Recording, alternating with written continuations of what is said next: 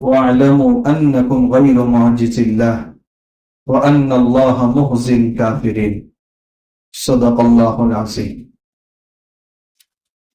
کل سورہ انفال کے غزوہ بدر کو چھوڑ کر تمام مضامین اختصار کے ساتھ آپ کے سامنے آ گئے۔ آج 10ویں پارے کی یہ سورت ہے جس کا نام سورہ توبہ بھی ہے اور اس کا دوسرا نام سورہ براءت بھی ہے۔ سورہ توبہ نام رکھنے کی وجہ یہ ہے، آگے پورا واقعہ آخر میں آ رہا ہے، اس کی طرف اللہ تعالیٰ نے اشارہ بھی فرما دیا کہ غزوہ تبوک میں تقریباً 10 صحابہ کرام پیچھے رہ گئے تھے، ان میں 7 نے آ کر کے مسجد نبوی کے ستون سے اپنے آپ کو باندھ لیا تھا، اور باقی 3 حضرات 50 دن تک ان کا بائیکاٹ بھی ہوا، اور ان کی توبہ کا مژدہ اسی صورت کے اندر اللہ تعالیٰ نے سنایا ہے، اور ان کی توبہ کا تذکرہ ہے، اس مناسبت سے پوری سورت کا نام سورہ توبہ رکھا گیا ہے، اور دوسرا اس سورت کا نام سورہ براءت ہے۔ سن ہجری 9 میں عرفہ کے میدان میں تمام قبائل کے سامنے اللہ اور اللہ کے رسول صلی اللہ علیہ وسلم کی طرف سے کفار اور مشرکین کے سامنے براءت اور بیزاری کا اعلان کر دیا گیا تھا۔ اس کی شروع کی جو آیات آپ پڑھیں گے تو اس کا پس منظر یہی آپ کے سامنے آئے گا کہ سن ہجری 6 میں اللہ کے نبی صلی اللہ علیہ وسلم نے خواب دیکھا تھا کہ میں اپنے صحابہ کرام کی جماعت کے ساتھ حرم میں عمرہ کر رہا ہوں، طواف کر رہا ہوں، تو آپ اسی خواب کے پیش نظر اپنے صحابہ کرام کی جماعت کو لے کر مکہ کی طرف روانہ ہوئے تھے، مگر مکہ کے قریب حدیبیہ کے میدان میں صحابہ کرام کو روک لیا گیا تھا، اور پھر وہاں اللہ کے نبی صلی اللہ علیہ وسلم نے حضرت عثمان رضی اللہ تعالیٰ عنہ کو بات کرنے کے لیے بھیجا۔ پھر ایک شرائط نامہ تیار ہوا جس کی بہت ساری شرطیں تھیں، ان میں ایک شرط یہ تھی کہ آپ اس سال عمرہ نہیں کر سکتے، آئندہ سال آپ عمرے کے لیے آئیں گے، 3 دن لے کر کے آئیں گے، ہتھیاروں کو لہرائیں گے نہیں بلکہ تھیلے کے اندر بند رہیں گے، اور 3 دن عمرہ کر کے آپ واپس چلے جائیں گے۔ اس میں ایک شرط یہ تھی کہ ہمارے اور تمہارے درمیان 10 سال کے لیے ناجنگ معاہدہ ہو رہا ہے، یعنی ہم آپس میں لڑیں گے نہیں، اور مکہ کے اطراف میں جتنے بھی کافر قبیلے تھے ان کو اختیار دے دیا گیا، ان میں جو چاہے مسلمانوں کے ساتھ مل جائے اور جو چاہے غیروں کے ساتھ مل جائے۔ 2 قبیلے تھے ان میں، ایک قبیلے بنو بکرا اور ایک قبیلے بنو خزاعہ۔ بنو بکرا کے لوگ کافروں کے ساتھ مل گئے کہ ہم ان کا سپورٹ کریں گے، ان کے حلیف ہیں، اور بنو خزاعہ اگرچہ مسلمان نہیں تھے مگر مسلمانوں کے ساتھ مل گئے تھے۔ اب ملنے کا مطلب یہ ہوتا ہے کہ جیسے مسلمانوں اور کفار کے درمیان 10 سال کا ناجنگ معاہدہ ہے، اب یہ قبیلہ بھی ان کے اوپر حملہ نہیں کر سکتا، ان کے درمیان بھی یہی معاہدہ رہے گا۔ لیکن 1 سال بھی نہیں گزرا تھا کہ قبیلے بنو بکر کے لوگوں نے بنو خزاعہ پر حملہ کر دیا، حالانکہ اللہ کے نبی صلی اللہ علیہ وسلم کے ساتھ مل گئے تھے، تو ان کے اوپر حملہ مسلمانوں پر حملہ تھا۔ اس لیے اللہ کے نبی صلی اللہ علیہ وسلم نے کفار کو خط لکھا اور چند آپشن دیے اور ان سے کہا کہ جو حملہ کرنے والے ہیں ان کو ہمارے حوالے کرو، اگر یہ نہیں کر سکتے تو قبیلہ بنو خزاعہ جو ہمارے ساتھ ملے ہوئے ہیں ان کے جتنے افراد قتل ہوئے ہیں ان سب کا خون بہا اور دیت ادا کرو، اور اگر یہ بھی نہیں کرنا تو ہمارے اور تمہارے درمیان جو 10 سال کا ناجنگ معاہدہ ہوا ہے اس کے ختم ہونے کا اعلان کر لو۔ یہ تو بہت جوش میں آ گئے اور انہوں نے کہا کہ 10 سال کا جو ناجنگ معاہدہ ہے ہم اس کے ختم ہونے کا اعلان کرتے ہیں۔ اللہ کے نبی صلی اللہ علیہ وسلم نے فرمایا پھر تم بھی تیاری کرو، ہم بھی تیاری کر دیں، مگر بعد میں بہت پچھتاوا ہوا۔ تو ابو سفیان جو ابھی تک مسلمان نہیں ہوئے تھے، کفار ان کو بھیجا کہ جاؤ مدینہ جاؤ اور عاجزی کرو کہ یہ معاہدہ 10 سال تک باقی رہے، ہمارے اندر اب مسلمانوں سے لڑنے کی طاقت باقی نہیں ہے۔ تو ابو سفیان آئے، بڑے بڑے صحابہ کرام سے ملاقات کر رہے ہیں کہ ذرا حضور سے سفارش کرو، مگر سب نے منع کر دیا کہ تمہاری فطرت میں ہے معاہدہ کر کے توڑ دینا، ہم حضور سے بالکل بات نہیں کریں گے۔ پوری نا امیدی کے ساتھ واپس گئے اور کفار مکہ سے کہا کہ تم تیاری کرو، اللہ کے نبی صلی اللہ علیہ وسلم بھی تیاری کر رہے ہیں مگر ہمارے اندر اب مسلمانوں سے لڑنے کی طاقت نہیں ہے۔ اللہ کے نبی صلی اللہ علیہ وسلم سن ہجری 6 میں خواب دیکھا، عمرے کے لیے گئے، حدیبیہ میں روک دیے گئے، سن ہجری 7 میں عمرۃ القضاء ہوا، اور سن ہجری 7 میں یہی شرط انہوں نے توڑی تو معاہدہ بھی ختم ہو گیا۔ سن ہجری 8 میں اللہ کے نبی صلی اللہ علیہ وسلم 10 یا 12,000 افراد پر مشتمل ایک بڑا لشکر لے کر مکہ کو فتح کرنے کے ارادے سے روانہ ہوئے ہیں۔ فتح مکہ کا تذکرہ انشاءاللہ جب آئے گا اسی وقت ہوگا۔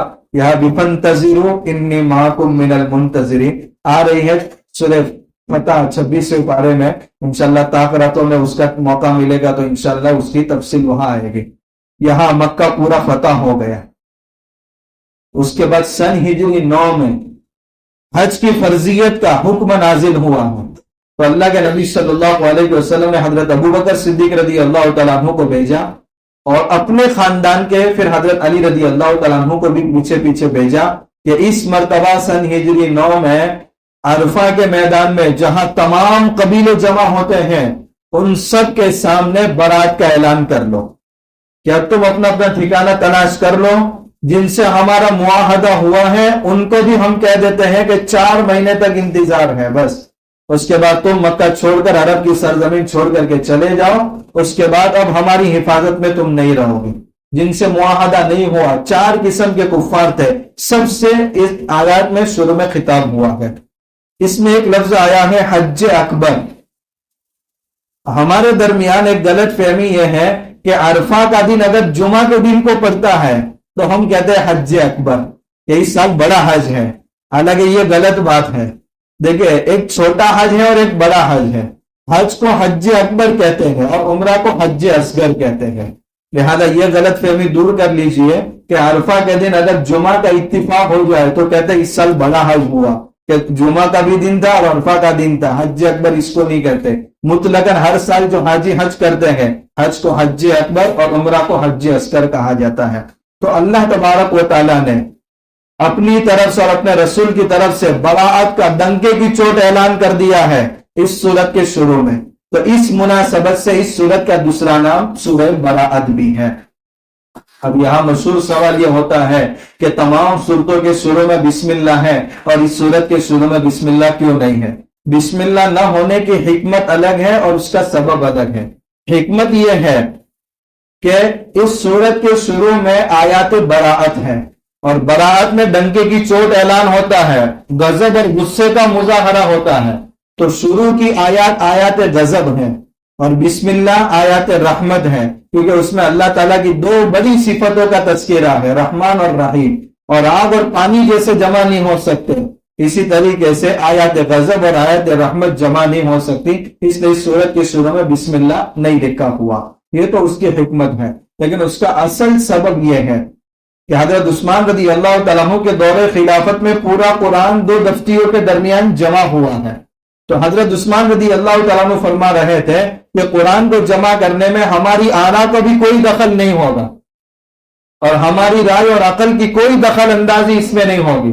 جس انداز سے قرآن اترا ہے اور جبرائیل علیہ السلام نے جس انداز کی ترتیب بتائی ہے اسی ترتیب کے مطابق قرآن کو جمع کیا جائے گا، چونکہ قرآن منتشر تھا، درخت کے پتوں پر، چمڑوں پر، پتھر پر وغیرہ لکھا ہوا تھا، اور جنگ یمامہ میں بہت بڑے صحابہ کرام کی جماعت شہید ہو گئی تھی اور ان میں حفاظ 700 کی تعداد میں حفاظ شہید ہوئے تھے، تو سینے میں محفوظ تھا قرآن، لیکن اتنی بڑی جماعت شہید ہو جائے تو قرآن کی حفاظت کیسے ہوگی؟ تو اللہ تعالیٰ نے ایک نیک بات حضرت عثمان رضی اللہ تعالیٰ عنہ کے دل میں ڈالی اور قرآن جمع ہوا۔ حضرت عثمان رضی اللہ تعالیٰ عنہ فرماتے، حضرت جبرائیل علیہ السلام فرماتے تھے کہ قرآن کی یہ آیت اس صورت میں فلاں آیت سے پہلے اور فلاں آیت کے بعد لکھنا ہے، یہ ترتیب بھی پوری کی پوری بتا دی تھی، مگر سورہ توبہ کے شروع میں بسم اللہ کا تذکرہ کچھ بھی نہیں کیا تھا، اس لیے جیسا آسمان سے اترا ہے اسی انداز سے ہم نے لکھ دیا ہے۔ جب حضرت جبرائیل علیہ السلام نے سورہ توبہ کے شروع میں بسم اللہ کا تذکرہ نہیں کیا تھا تو ہم نے بھی اس کے شروع میں بسم اللہ نہیں لکھا ہے، اس لیے اب یہ کہنا مشکل ہے کہ یہ سورہ توبہ مستقل الگ سورت ہے یا سورہ انفال ہی کا حصہ ہے، کیونکہ جبرائیل علیہ السلام جب بھی کوئی مستقل سورت لے کر کے آتے تھے تو بسم اللہ کے ذریعے اس سورت کا فصل کر دیتے تھے کہ یہ مستقل سورت ہے۔ تو اصل سبب بسم اللہ کے نہ لکھنے کا وہ بھی ہے جو حضرت عثمان رضی اللہ تعالیٰ عنہ نے بیان فرما دیا۔ اب دوران تلاوت ہمیں کیا کرنا چاہیے؟ دیکھیے 3 صورتیں ہیں جس سے ہمیں سابقہ پڑتا ہے۔ سورہ انفال کی تلاوت کرتے کرتے آ رہے تھے اور بیچ میں سورہ برات شروع ہو گئی، تو بغیر بسم اللہ پڑھے آپ آگے سورت شروع کر لیں، لیکن سورہ انفال پر آپ رک گئے یا کہیں پر آپ رک گئے اور اس کے بعد پھر مستقل تلاوت سورہ توبہ سے شروع کر رہے ہیں جیسے ابھی میں نے شروع کیا، تو اعوذ باللہ اور بسم اللہ دونوں پڑھیں گے۔ یہاں بسم اللہ سورت کی شروع کا نہیں ہے، قرآن کی تلاوت کے شروع کا ہے، تو قرآن کی تلاوت جب شروع کرتے ہیں تو اعوذ باللہ بسم اللہ دونوں پڑھتے ہیں، تو یہ سورت کا بسم اللہ نہیں پڑھ رہے، اس لیے اگر یہاں سے ہی قرآن کی تلاوت کا آغاز کریں گے تو اعوذ باللہ بسم اللہ قرآن کی تلاوت کی نیت سے پڑھیں گے، سورت کی شروع کی نیت سے نہیں پڑھیں گے۔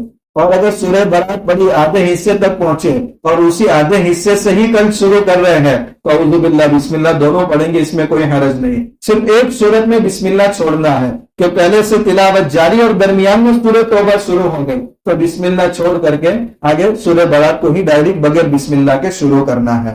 اس میں دوسرے غزوے کا تذکرہ غزوہ حنین، یا مکہ فتح ہوا، مکہ جیسے ہی فتح ہوا، مکہ سے قریب 7 یا 8 میل کے فاصلے پر مکہ اور طائف کے درمیان ایک جگہ ہے جس کا نام ہے حنین۔ حنین میں ایک بہت خطرناک جنگجو قبیلہ رہا کرتا تھا جس قبیلے کا نام تھا قبیلہ حوازن۔ تو انہوں نے دعویٰ کیا کہ محمد صلی اللہ علیہ وسلم نے مکہ فتح کیا ہے اور کن لوگوں سے جنگ کی ہے جن کو جنگ کا طریقہ بھی نہیں آتا، اگر ہم سے جنگ کرے تو ان کو پتا چل جائے کہ حقیقی معنوں میں جنگجو کون ہوتے ہیں۔ یوں کر کے انہوں نے تمام قبائل کو اس جنگ کے اندر جمع کر دیا۔ یہ اللہ کے نبی صلی اللہ علیہ وسلم کو پتا چلا تو اللہ کے نبی صلی اللہ علیہ وسلم نے فرمایا یا مکہ فتح ہو گیا ہے، اب چلیں گے حنین کی طرف۔ یہاں مکہ فتح ہوا، لوگ جوک در جوک مسلمان بھی ہوئے، اب 12,000 کے بجائے یہاں 14,000 تعداد ہو گئی، اور کچھ کمزور قسم کے تھے ابھی اسلام میں داخل ہوئے تھے، وہ لوگ اس نیت سے شامل ہوئے کہ غزوہ بدر میں ہمارے رشتہ دار انہی کے ہاتھ سے مارے گئے تھے، اس لیے چلو میچ دیکھنے جائیں گے کون ونر ہوتا ہے، اگر مسلمان جیتتے ہیں تو مال غنیمت میں حصہ ملے گا، اور اگر مسلمان ہار جاتے ہیں اور وہ غالب آ جاتے ہیں تو مسلمانوں پر ہاتھ صاف کرنے کا موقع بھی مل جائے گا، تو غزوہ بدر کا انتقام بھی مل جائے گا۔ حضرت شیبہ بن عثمان وہ فرماتے ہیں میں تو اس ارادے سے چلا تھا کہ غزوہ بدر میں حضرت حمزہ کے ہاتھ میرے والد قتل ہوئے تھے اور حضرت علی کے ہاتھ میرے چچا کا قتل ہوا تھا، تو میرے دل میں انتقام کا جذبہ ابھر رہا تھا، میں اس نیت سے جا رہا تھا کہ اس مرتبہ کسی طرح موقع ملا تو نعوذ باللہ حضور کو میں قتل کر دوں گا۔ میں نے موقع پایا بھی، دائیں طرف سے جانے کی کوشش کی تو صحابہ کھڑے تھے، بائیں طرف سے کوشش کی تو وہاں بھی صحابہ کھڑے تھے، البتہ مجھے پیچھے سے موقع مل گیا، اور جیسے ہی میں نے حملے کا ارادہ کیا اللہ کے نبی صلی اللہ علیہ وسلم پیچھے مڑ گئے اور مجھے پکڑ کر قریب کیا اور اس کے بعد میرے سینے پر ہاتھ مارا اور اللہ سے دعا کی کہ اللہ اس کے سینے سے شیطان کو نکال دے۔ خدا کی قسم حضور کا یہ ہاتھ مارنا میرے دل میں کوئی ایسی چیز داخل ہوئی جس کی کیفیت میں بتا نہیں سکتا۔ اس کے بعد میں نے کلمہ پڑھ لیا، اللہ کے نبی صلی اللہ علیہ وسلم نے فرمایا مجھ سے نہیں اب کفار سے مقابلہ کیا، اور میں خوب ڈٹ کر کے مقابلہ کیا اور میں اس وقت مسلمان ہو گئے۔ تو آئے تھے نبی کے قتل کے ارادے سے اور گئے ہیں تو نبی کی فوج کے سپاہی بن کر کے۔ تو اللہ تعالیٰ جس کو ہدایت دینا چاہے کس انداز سے ہدایت دے دیتا ہے۔ اللہ کے نبی صلی اللہ علیہ وسلم 14,000 قافلے کو لے کر اب حنین کی طرف روانہ ہو رہے ہیں، مگر صحابہ کرام کے دل میں ایک بات آ گئی کہ بدر میں تو 313 تھے، افراد بھی کم تھے، ہتھیار بھی کم تھے، پھر بھی چھکے چھڑا دیے تھے، اور اس مرتبہ تو 14,000 ہیں، اور حنین میں ان کے جنگجو 4,000 تھے، مگر انہوں نے اس مرتبہ کے جوش کے ساتھ ہم جنگ کریں گے تو بچوں اور عورتوں سب کو شامل کر دیا تھا، جس کی وجہ سے تعداد ان کی 24,000 ہوئی تھی، مگر لڑنے والے کتنے تھے؟ 4,000۔ تو ادھر 14,000 ہیں اور ادھر 4,000 ہیں۔ اللہ تعالیٰ صحابہ کرام کے دل میں غزوہ بدر میں یہ بات سمجھا دی تھی کہ جنگ جیتی جاتی ہے افراد اور ہتھیار کی کثرت اور قلت کی بنا پر نہیں، بلکہ استقامت توکل علی اللہ کی بنا پر، اللہ کی نصرت کی بنا پر۔ مگر یہاں دل میں یہ بات آ گئی تو اللہ تعالیٰ نے اس بات کو پسند نہیں کیا کہ میرے صحابہ کرام کے جو تقوی سے بھرے ہوئے دل ہیں ان کے دل میں ان کے افراد کی اور ان کے ہتھیار کی محبت مجھ سے زیادہ آ جائے، تو اللہ نے ان کے قلوب کو پاک کرنے کے لیے تھوڑا سا آزمائش میں ڈال دیا۔ یہ قبیلہ حوازن کے لوگوں نے کیا کیا، پہاڑوں کے پیچھے چھپ گئے، اور مسلمان جب میدان کی طرف جا رہے تھے تو سامنے حوازن کا آدھا لشکر تھا اور یہ پیچھے سے اچانک باہر نکلے اور مسلمانوں پر ٹوٹ پڑے۔ ابتدا میں تو سب صحابہ کرام منتصر ہو گئے۔ موقع ایسا بھی آیا کہ اللہ کے نبی صلی اللہ علیہ وسلم تنے تنا جنگ کر رہے ہیں، آپ نے قومیت کا نعرہ اس وقت بلند کیا، انا النبی لا کذب انا ابن عبد المطلب، میں کوئی جھوٹا نبی نہیں ہوں، میں عبد المطلب سردار کا بیٹا ہوں، میں بہادر ہوں۔ تو عام موقع پر قومیت کا نعرہ کبھی نہیں لگا سکتے، یہ میری برادری کا ہے، اسلام نے اس کو ذبح کر دیا ہے۔ قومیت کا نعرہ، برادری، یہ ذات پات اسلام میں ہے ہی نہیں، ان اکرمکم عند اللہ اتقاکم۔ مگر میدان جنگ میں اس نعرے کی بلندی کے بعد انسان کو تقویت ملتی ہے، اس لیے کہا گیا کہ اپنے بالوں کو سیاہ رنگ سے محفوظ رکھو، مگر مجاہد کو اجازت دی ہے تاکہ اس کا رعب دشمن پر جم جائے کہ یہ بوڑھا نہیں ہے، یہ جوان ہے، تو سامنے والے پر رعب ڈالنے کے لیے اس کو اجازت دی گئی ہے۔ خیر، یہ اللہ کے نبی صلی اللہ علیہ وسلم تنے تنہا باقی رہ گئے۔ قریب میں حضرت ابن عباس رضی اللہ تعالیٰ عنہ ہے جن کی آواز بہت بلند تھی، تو حضور نے فرمایا صحابہ کو آواز دو۔ انہوں نے آواز دیا، انصار کی جماعت، کیا تم نے حضور سے مرنے جینے کا وعدہ نہیں کیا تھا؟ پھر آپ نے فرمایا، اے صلح حدیبیہ والو، کیا تم نے حضور کے ہاتھ پر موت کی بیعت نہیں کی تھی؟ بہت بلند آواز تھی۔ تو صحابہ کرام نے آواز سنتے ہی سب ایک ساتھ جمع ہو گئے، اور اس کے بعد پھر اللہ تعالیٰ کی مدد شامل حال ہوئی، اور اس کے بعد پھر مسلمان کفار پر غالب آ گئے۔ پھر تو 6000 قیدی مسلمانوں کے ہاتھ میں آئے، 24,000 اونٹ مال غنیمت میں، 40,000 بکریاں اور 40,000 من چاندی، اتنا مال غنیمت ہاتھ میں آیا۔ یہ لوگ سیرنڈر ہو گئے جنگ کے بعد اور کہنے لگے، یا رسول اللہ، اگر کوئی عیسائی بادشاہ ہوتا تو ہم پر رحم کھاتا، آپ تو رحمت للعالمین ہے، آپ ہمارے قیدیوں کو چھوڑ دیجئے۔ اللہ کے نبی صلی اللہ علیہ وسلم نے فرمایا، اس میں تو صحابہ کرام کا حق وابستہ ہو گیا، میں کیا فیصلہ کر سکتا ہوں؟ تو حضور نے بہت فراست والا فیصلہ کیا کہ چاہے تو مال لے لو، چاہے تو قیدی دے لو، لیکن دونوں ایک ساتھ نہیں مل سکتے۔ تو انہوں نے کہا قیدی ہمیں پیارے ہیں تو ہمیں قیدی دے دیے جائے۔ اللہ کے نبی صلی اللہ علیہ وسلم نے تمام صحابہ کرام کے مجمع کو جمع کیا اور کہا، مال کے ساتھ بھی تمہارا حق وابستہ ہے اور قیدیوں کے ساتھ بھی تمہارا حق وابستہ ہے، مگر یہ بھیک مانگتے ہوئے میرے پاس آئے ہیں، اگر تمہاری اجازت ہو تو میں قیدی ان کے حوالے کروں۔ صحابہ کرام نے کہا، لبیک یا رسول اللہ، آپ جو کہیں، آپ جو فیصلہ کریں ہمیں منظور ہے۔ اللہ کے نبی صلی اللہ علیہ وسلم خیمے میں جانے کے بعد اس فکر میں تھے کہ شاید صحابہ کرام میری محبت میں جذبے میں آ کر یہ کہہ رہے ہیں، تو آپ نے تمام قبیلے کے سردار کو بلایا اور کہا، الگ الگ خیمے میں سب کی رائے معلوم کرو کہ واقعتاً دل سے تیار ہے یا ایک میری محبت میں یہ بات کہہ رہے ہیں۔ لیکن تمام صحابہ کرام اس پر راضی ہو گئے اور 6000 قیدیوں کو چھوڑ دیا گیا اور مال غنیمت مسلمانوں کے حصے میں آیا۔ مگر جو ابھی تازہ نئے نئے مسلمان ہو کر کے آئے تھے، اللہ کے نبی صلی اللہ علیہ وسلم ان کو دے رہے تھے، اس کو 100 بکریاں، اس کو 500 بکریاں۔ تو انصار میں سے کسی کی زبان سے یہ بات نکل گئی کہ اپنے وطن کے لوگوں کو نبی زیادہ نوازتے ہیں اور ہم کو محروم رکھتے ہیں۔ اللہ کے نبی صلی اللہ علیہ وسلم کو جب یہ بات پہنچی تو اللہ کے نبی صلی اللہ علیہ وسلم آئے اور آپ نے ایک تقریر کی اور کہا، اے انصار کی جماعت، میں نے ان کو مال دے کر روانہ کر دیا اور میں نے اپنی ذات تمہارے حوالے کی، کیا تمہیں یہ بات پسند نہیں ہے؟ مکہ میں نے فتح کیا ہے، میرا روزہ اقدس مدینہ میں بنے گا، میں نے اپنا وطن چھوڑ دیا، اپنی ذات تمہارے حوالے کر دی۔ صحابہ کرام خوش ہو گئے، یا رسول اللہ، ہمیں مال نہیں چاہیے، آپ ہمارے حوالے ہیں تو اس سے بڑھ کر اور ہماری کیا نعمت ہو سکتی ہے۔ پھر سارا اطمینان ہو گیا اور اللہ کے نبی صلی اللہ علیہ وسلم مدینہ کی طرف روانہ ہو گئے، اور اپنا مقبرہ بھی، روزہ اقدس بھی اللہ کے نبی صلی اللہ علیہ وسلم نے وہاں بنایا۔ تو غزوہ حنین، اللہ تعالیٰ نے اس کا اس آیت میں تذکرہ کیا، یقیناً اللہ نے تمہاری بہت سی جگہوں پر مدد کی تھی اور حنین کے موقع پر بھی مدد کی، جب تمہاری کثرت نے تمہارے اندر عجب پیدا کر دیا تھا اور ابتدا میں تو تمہارے لشکر نے کثرت نے تم کو کچھ بھی فائدہ نہیں دیا. وَضَاقَتْ عَلَيْكُمُ الْأَرْضُ بِمَا رَحُبَتْ، بلکہ میدان کشادہ اس کے باوجود تمہارے لیے تنگ ہو گیا تھا. پھر اللہ نے تمہاری مدد کی اور وہ پیٹ پھیرا کر کے بھاگے. تو غزوہ حنین کا بھی تذکرہ ہے.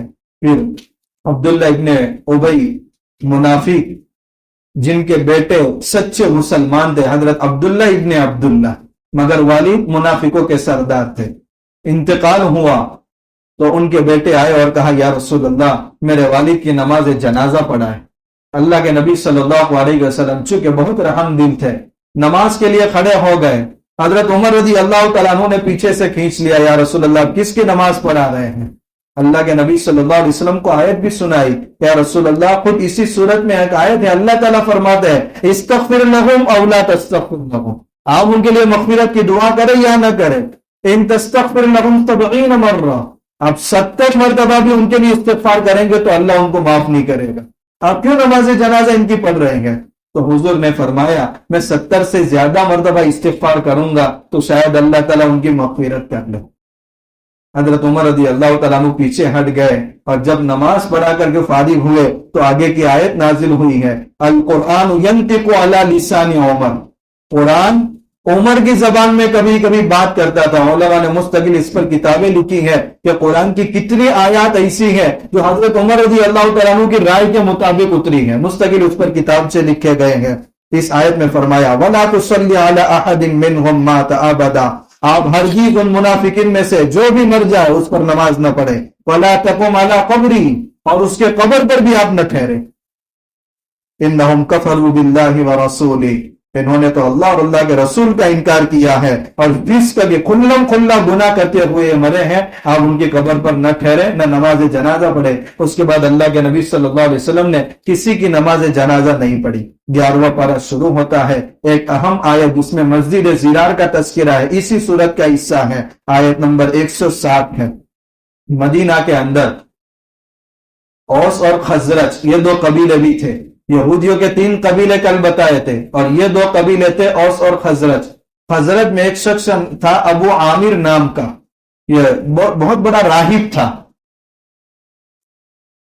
تو مدینہ کے لوگ اس کی عزت کیا کرتے تھے، مگر جب اللہ کے نبی صلی اللہ علیہ وسلم وہاں تشریف لے گئے تو اب سب کس کے عاشق ہو گئے؟ اللہ کے نبی صلی اللہ علیہ وسلم کے. تو اب یہ شخص حضور کی عداوت میں بدر سے لے کر حنین تک کفار کا پورا ساتھ دیتا رہا. اور جب حنین میں بھی مسلمانوں کو فتح ہوئی تو یہ بھاگ کر سیدھا ملک شام چلا گئے. اور ملک شام جانے کے بعد مدینہ کے منافقین کو لیٹر لکھ رہا ہے کہ میں روم کے بادشاہ کو اکسا رہا ہوں کہ مدینہ کے مسلمانوں پر حملہ کر کے سب کو ختم کرے، مگر تم کو یہ کام کرنا ہے کہ مدینہ کے اندر ایک محاذ، ایک گھر ایسا تعمیر کرو کہ ادھر باہر سے بھی حملہ ہو اور اندر سے بھی بغاوت ہو. اس کے لیے تم ایک گھر بناؤ جس میں تم ہتھیار بھی رکھو اور اندر سے تم یہ سازش کرو. تو یہ مدینہ کے منافقین نے کوبا کے اندر ایک مسجد نام کے ایک عمارت بنائی اور افتتاح کے لیے اللہ کے نبی صلی اللہ علیہ وسلم کو بلایا. کہ یا رسول اللہ ہم کوبا کی مسجد میں جانا ہم کو بہت دور ہوتا ہے تو ہم نے نماز کے لیے ایک عبادت خانہ بنا دیا ہے، آپ اس کا افتتاح کریں. تو اللہ کے نبی صلی اللہ علیہ وسلم نے فرمایا ابھی میں تبوک کے لیے روانہ ہو رہا ہوں، ابھی وقت نہیں ہے، واپسی میں آؤں گا، اللہ چاہے گا تو میں انشاءاللہ اس میں نماز پڑھوں گا. لیکن واپسی میں جب آ رہے ہیں تو اللہ کے نبی صلی اللہ علیہ وسلم پر وحی آ رہی ہے کہ یہ مسجد زرار ہے، یعنی مسلمانوں کو نقصان اور ضرر پہنچانے کے لیے مسجد بنائی گئی ہے. وَكُفْرَ، اور کفر کا اڈا ہے، وَتَفْرِيقًا بَيْنَ الْمُؤْمِنِينَ، اور مسلمانوں کے درمیان انتشار پھیلانے کا ذریعہ اس کو بنا رہے. وَإِرْصَادًا لِمَنْ حَارَبَ اللَّهَ، اور گھات لگا کر یہ بیٹھے ہیں کہ وہاں روم سے حملہ ہو اور یہاں اندر سے بغاوت ہو تو مسلمان 2 چکی کے پاٹ میں پیس جائے. مگر اللہ تعالیٰ نے پہلے ہی مطلع کر دیا. آپ نے 2 صحابہ کو حکم دیا کہ اس کو جلا کر خاک استر کر دو. چنانچہ 2 صحابہ کرام گئے اور پوری عمارت کو جلا کر کے ختم کر دیا. خود اللہ کے نبی صلی اللہ علیہ وسلم کو آگے کہا جا رہا ہے وَلَيَحْلِفُنَّ إِنْ أَرَدْنَا إِلَّا الْحُسْنَى، یہ منافقین قسم کھا کر کے کہہ رہے ہیں کہ ہم نے اچھائی کے ارادے سے اس کو بنایا ہے. واللہ یشہد انہم لکاذبون، اور اللہ گواہی دے رہا ہے کہ یہ جھوٹے ہیں. لا تقم فیہ ابدا، آپ اس مسجد میں نماز پڑھنا تو دور کی بات بالکل نہ ٹھہرے. लमस्जिदुन उस्सिसा अला तक़वा, अरे मस्जिद तो वो होती है जिसकी बुनियाद तक़वे पर रखी जाए, न कि ज़रर और नुकसान पर रखी जाए। उसके बाद सूरत के बिल्कुल आखिर में जिस मुनासबत से पूरी सूरत का नाम सूरह तौबा रखा गया है कि तौबा 3 सहाबाई किराम की कबूल हुई है। गज़वे तबूक के लिए अल्लाह के नबी सल्लल्लाहु अलैहि वसल्लम निकले हैं। यह गज़वा तकरीबन 50 दिन पर मुश्तमिल था। तो अल्लाह के नबी सल्लल्लाहु अलैहि वसल्लम ने ऐलान भी किया, सब तैयार हो गए, मगर 10 सहाबाई किराम पीछे रह गए थे। उनमें से 7 का तज़किरा आपके सामने आया, उनमें 3 सहाबाई किराम, उसमें खास तौर पर काब इब्न मालिक रज़ी अल्लाह तआला अन्हु अपनी ज़बानी बुखारी शरीफ की एक लंबी रिवायत है, इन्होंने गज़वे तबूक का पूरा वाकया सुनाया है। फरमाते हैं कि उस वक्त मैं बहुत मालदार हो गया था, सोचता यह था कि सब बगैर सवारी के जा रहे हैं, मेरे पास तो 2-2 सवारियां हैं, 2 दिन के बाद निकलूंगा और हुजूर के साथ मिल जाऊंगा। मगर बाग के फल भी पक रहे थे और सवारी भी थी और अच्छा गुमान भी था। वक्त निकल गया और मैं निकल नहीं सका, और वह वापसी का वक्त आ गया। मैं यहां लोगों से पूछ रहा हूं, हुजूर को क्या मुंह दिखाऊंगा, मैं क्या बहाना बनाऊं। बात बनाने में भी बहुत माहिर था, अच्छों को मुतमईन कर देता था। तो इतने ख्यालात मेरे दिल में पक रहे थे, तो लोग कह रहे थे तुम ये बहाना बनाओ, ये बहाना बनाओ, या हुजूर के आने का वक्त करीब हो गया। बल्कि हुजूर आ भी गए। मैं जब मदीना की गलियों में निकलता था तो माजूरीन नजर आते थे और मैं बिल्कुल नौजवान, कोई उज़र नहीं। मुझे बहुत अफसोस हो रहा था। अल्लाह के नबी सल्लल्लाहु अलैहि वसल्लम की आदत शरीफा थी, मस्जिद नबी में 2 रकात पढ़ते थे, उसके बाद घर जाते थे। जब हुजूर मस्जिद में आए तो मैं भी हुजूर से मुलाकात के लिए गया, मगर हुजूर ऐसा मुस्कुराए जैसे नाराजगी का मुस्कुराना हो। तो मुस्कुराहट भी अलग अलग होती है, तो हुजूर ऐसा मुस्कुराए। मैंने कहा या रसूल अल्लाह, मेरा कोई उज़र नहीं था, मुझसे गलती हो गई है। अल्लाह के नबी सल्लल्लाहु अलैहि वसल्लम ने फरमाया, और भी 2 साथी दूसरे मौके पर आए थे, हिलाल इब्न उमैया, मुरारा इब्न रबी और काब इब्न मालिक, ये 3 सहाबी थे। वअला सलासतिल लज़ीना खुल्लिकू, और उन लोगों पर जो 3 पीछे रह गए थे, अल्लाह ने उनकी तौबा की कबूलियत का ऐलान इसमें किया है। तो वो 2 तो बहुत बुजुर्ग थे और काब इब्न मालिक रज़ी अल्लाह तआला अन्हु बहुत जवान थे। अल्लाह के नबी सल्लल्लाहु अलैहि वसल्लम ने फरमाया, तुम्हारा मामला अल्लाह के हवाले है। और तीनों के साथ तमाम सहाबाए किराम से कह दिया गया, न मैं बात करूंगा न तुम बात करेंगे। इनका 50 दिन तक बाइकाट। 50 दिन तक बाइकाट इसलिए हुआ कि यह गजवा कितने दिनों का था, 50 दिन का, इसलिए 50 दिन का बाइकाट हुआ। वो काब इब्न मालिक फरमाते हैं कि मेरे 2 बुजुर्ग साथी तो घर में बैठ गए, क्योंकि वो तो बुजुर्ग थे, बाहर नहीं निकल सकते थे। रात दिन वो रो रहे हैं और मैं तो जवान था, मैं तो जाता था अल्लाह के नबी सल्लल्लाहु अलैहि वसल्लम के पास नमाज पढ़ता था, मगर चूंकि बोलने की इजाजत नहीं थी इसलिए हुजूर मुझसे बात नहीं कर रहे थे। मगर जब मैं नमाज पढ़ता था तो हुजूर कनक से मुझे बराबर देखते थे, और जब मैं हुजूर को देखता था तो हुजूर नीचे देख लेते थे। 50 दिन तक मुझे यह खौफ था कि कहीं ऐसा न हो कि मेरा इस हालत में इंतकाल हो जाए कि अल्लाह के नबी सल्लल्लाहु अलैहि वसल्लम मुझसे नाराज। बस यही फिक्र मुझे सता रही थी। इसी दौरान मैं मदीना की गलियों में घूम रहा था। एक शख्स आया और कहा कि काब इब्न मालिक का पता कौन बताएगा। तो एक शख्स ने मेरा हवाला दिया, तो वो शख्स आकर के गस्सान के बादशाह की तरफ से एक लेटर मुझे दे रहा है कि बादशाह ने तुम्हारे नाम ये पैगाम भेजा है, ए काब इब्न मालिक, हमने सुना है कि तुम्हें तुम्हारे साथी मोहम्मद सल्लल्लाहु अलैहि वसल्लम ने छोड़ दिया है, हम तुम्हारा वेलकम करने को तैयार हैं। ये तो मुसीबत बालाए मुसीबत, मेरी आजमाइश और बढ़ गई। तो मैंने दिल में यह सोचा कि शायद ये शैतानी हरकत है और अब तो मेरे इस्लाम से फेरने के मेरे लिए कोशिशें हो रही है। तो मैंने वो खत लेकर के सीधा तन्नूर में डालकर इसको जला दिया। कहा मैंने इस्लाम के लिए इतनी कुर्बानियां दी है तो मैं हुजूर की नाराजगी को भी बर्दाश्त कर लूंगा, और अल्लाह से पूरी उम्मीद हूं कि अल्लाह मेरी तौबा का ऐलान जरूर करेगा। 40 दिन गुजर गए। अल्लाह के नबी सल्लल्लाहु अलैहि वसल्लम की तरफ से कासिद आया और कहा कि अपनी बीवियों से भी अलग हो जाओ। तो एक औरत गई, कहा रसूल अल्लाह, मेरे शौहर बहुत बुजुर्ग हैं, उनकी खिदमत का मसला है, आप मुझे इजाजत दे, उनको खाना खिलाने वाला भी कोई नहीं है। तो हुजूर ने इनको इजाजत दी। लोग मुझे भी कहने लगे कि तुम भी जाओ। तो मैंने कहा कि नहीं, मैं तो जवान हूं, खुद काम कर सकता हूं, इसलिए बीवी को कह दिया कि तुम अपने मैके चली जाओ। जब 50वां दिन था میں گھر کی چھت پر بیٹھا ہوا تھا اور رات میں اللہ کے نبی صلی اللہ علیہ وسلم پر وحی آئی جس میں ہماری تینوں کی توبہ کا اعلان تھا۔ حضرت ام سلمہ رضی اللہ تعالیٰ عنہ نے فرمایا، رسول اللہ، کعب ابن مالک کو بشارت دے دی جائے، بہت انتظار میں ہے۔ تو حضور نے فرمایا اگر ابھی بشارت دیں گے تو یہ امت سو رہی ہے، سب بشارت دینے کے لیے دوڑیں گے تو امت کی نیند میں خلل نہ ہو۔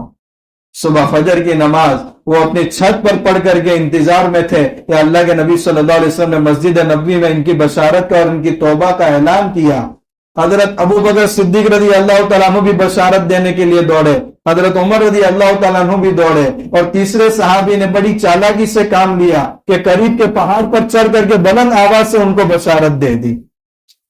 خوشخبری ہو کعب ابن مالک، آج تمہاری توبہ کا اعلان قرآن میں ہو گیا۔